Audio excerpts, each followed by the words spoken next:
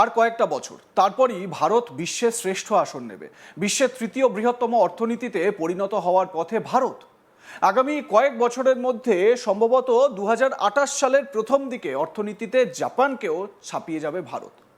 সাম্প্রতিক বৈশ্বিক অর্থনৈতিক আলোচনায় IMF-এর প্রাক্তন চিফ গীতা গোপীনাথ ভারতের অর্থনৈতিক ভবিষ্যৎ সম্পর্কে সবচেয়ে গুরুত্বপূর্ণ পূর্বাভাসটি দিয়েছেন।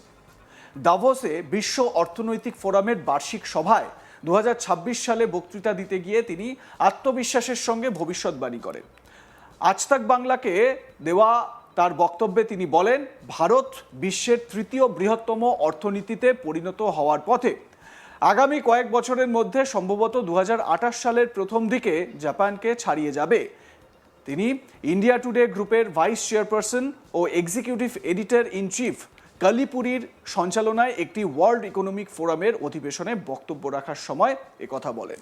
তার বক্তব্য নীতি নির্ধারক, অর্থনীতিবিদ এবং জনসাধারণের মধ্যে ব্যাপক আশা জাগিয়েছে। গত কয়েক দশক ধরে বিশ্ব অর্থনৈতিক র্যাঙ্কিংয়ে ভারতের উত্থান সকলের নজর কেড়েছে। IMF এবং ভারতের নীতি আয়োগের মতো প্রতিষ্ঠানের সাম্প্রতিক তথ্য এবং অনুমান অনুসারে ভারত ইতিমধ্যে জাপানকে ছাড়িয়ে বিশ্বের চতুর্থ বৃহত্তম অর্থনীতিতে পরিণত হয়েছে। এই মাইল ফলক অর্জন করা হয়েছে যখন ভারতের জিডিপি প্রায় $4 ট্রিলিয়ন অতিক্রম করেছে, যা একই সময়ে জাপানের জিডিপিকে সামান্য ছাড়িয়ে গেছে। তিনি উল্লেখ করেছেন, বর্তমান যে পরিস্থিতি তাতে ভারত 2028 সালের মধ্যে বিশ্বের তৃতীয় বৃহত্তম অর্থনীতিতে পরিণত হতে পারে। জাপানের মতো উন্নত অর্থনীতির ধীর প্রবৃত্তির তুলনায় ভারতীয় অর্থনীতির আপেক্ষিক গতিশীলতা থেকে তার এই দৃঢ় বিশ্বাস তৈরি হয়েছে। তিনি বলেন, বিপর্যয়ে কিছু না ঘটলে ভারতের উত্থান হবেই। কি বলেছেন গীতা গোপীনাথ ইন্ডিয়া টুডে গ্রুপের vice chairperson executive editor in chief কালিপুরিকে? শুনুন। On to you, Gita. Do you agree with that?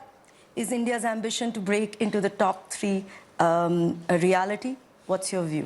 Without a doubt, India will become the third largest economy of the world. It's a matter of a few years, unless something catastrophic happens. If you just look at the math in terms of India's growth rate relative to Germany and Japan, it would be very hard to see how India would not get there. And based on current projections, India gets there by 2028. Wow. It could be even sooner than that, depending upon how the revision of the GDP numbers happens at the start of this year, I guess pretty relatively soon, what happens with the rebasing. So that is not the challenge for India. The challenge for India is not about becoming the third largest economy in the world. পাশাপাশি তিনি বলেন, ভারত বিশ্বের তৃতীয় বৃহত্তম অর্থনীতিতে পরিণত হবে এটা ভারতের কাছে কোনো চ্যালেঞ্জ নয়, বরং দূষণ ভারতের অর্থনৈতিক প্রবৃদ্ধির জন্য অন্যতম বড় হুমকি। হার্ভার্ড বিশ্ববিদ্যালয়ের অধ্যাপক গীতা গোপীনাথ বলেছেন, দূষণ অর্থ এবং মানব জীবন উভয় দিক থেকেই ভারতের জন্য ব্যাপক ক্ষতির কারণ হচ্ছে। এটি গুরুত্ব দেওয়া প্রয়োজন। গীতা গোপীনাথ বলেন, নতুন ব্যবসা উন্নয়ন নিয়ে আলোচনায় প্রায়শই বাণিজ্য শুল্ক এবং বিধিনিষেধের উপর মনোযোগ দেওয়া হয়, কিন্তু দূষণকে খুব কমই গুরুত্ব দেওয়া হয়। তিনি বলেন, দূষণ ভারতের জন্য একটি বড় চ্যালেঞ্জ এবং অর্থনীতির ওপর এর প্রভাব এখনো পর্যন্ত আরোপিত যে কোনো শুল্কের প্রভাবের চেয়ে অনেক বেশি গুরুতর। তিনি আরও বলেন, দূষণ উৎপাদনশীলতা, স্বাস্থ্যসেবা ব্যয় এবং সামগ্রিক অর্থনৈতিক কার্যকলাপকে প্রভাবিত করে, যা প্রবৃদ্ধির ওপর একটি নীরব কিন্তু গুরুতর প্রতিবন্ধকতা সৃষ্টি করে। গোপীনাথের মতে 2022 সালে প্রকাশিত বিশ্বব্যাংকের একটি সমীক্ষায় দেখা গেছে যে ভারতে প্রতি বছর দূষণের কারণে প্রায় 17 লক্ষ মানুষের মৃত্যু হয়, যা এই দেশের মোট মৃত্যুর প্রায় 18%। গীতা গোপীনাথ বলেন, দূষণ শুধু একটি অভ্যন্তরীণ সমস্যা নয়, এটি ভারতে বিনিয়োগ করতে আগ্রহী বিশ্বব্যাপী বিনিয়োগকারীদের জন্য একটি উদ্বেগের বিষয়। তিনি বলেন, একজন আন্তর্জাতিক বিনিয়োগকারী দৃষ্টিকোণ থেকে আপনি যদি ভারতে কার্যক্রম ভাবেন এবং সেখানে বসবাসের কথা ভাবেন, তবে পরিবেশ একটি গুরুত্বপূর্ণ বিষয়। তিনি বলেছেন, এটিকে যুদ্ধকালীন ভিত্তিতে মোকাবিলা করতে হবে। এটি ভারতের জন্য একটি মিশনে পরিণত হওয়া উচিত।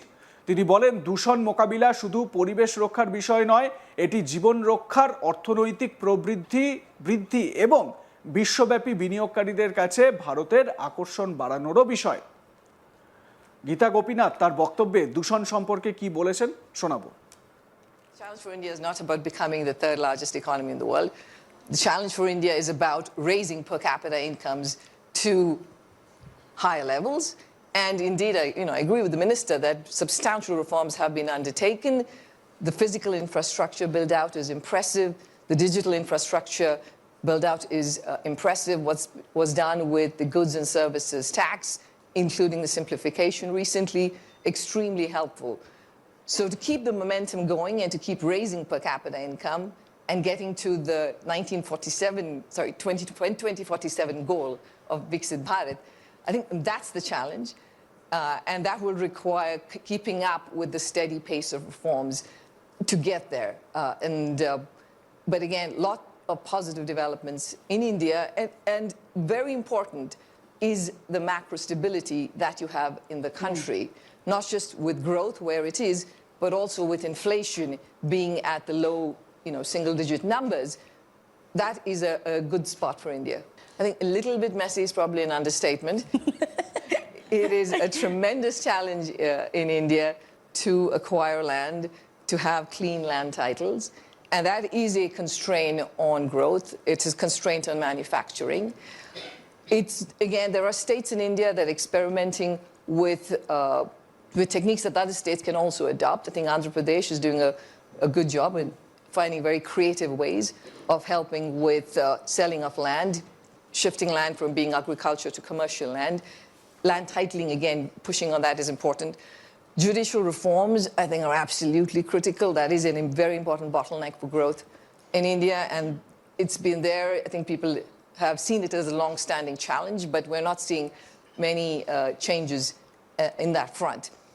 In terms of the labor force, you're right. We've been talking about the demographic dividend in India for a long time, but if you look at the contribution of labor to growth in India since the 1980s, only about 30% of India's growth has come from labor.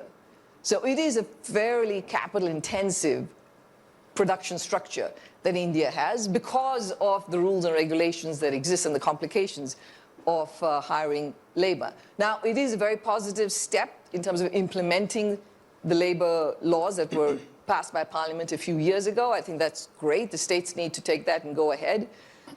Raising the limit on the number of workers above which you face higher regulation from 100 to 300 is good. Though if you want to be a part of the big global supply chain, you're going to have to be way more than 300 in terms of the size of the labor force that you have. So pushing on that front is important. Labor market flexibility is critical. On top of that is the skilling of human capital. I think that is a very important part of the solution too. It's not just about the fact that firms aren't creating jobs. There is a mismatch between what jobs can be created and the skill of the labor force in India. So pushing on that front in terms of the level of education and human capital and skilling, super critical. Like comment share করতে ভুলবেন না। দেখতে থাকুন আজ তাক Bangla. Subscribe করুন আমাদের YouTube চ্যানেলটি, বেল আইকন প্রেস করুন নোটিফিকেশন পেতে।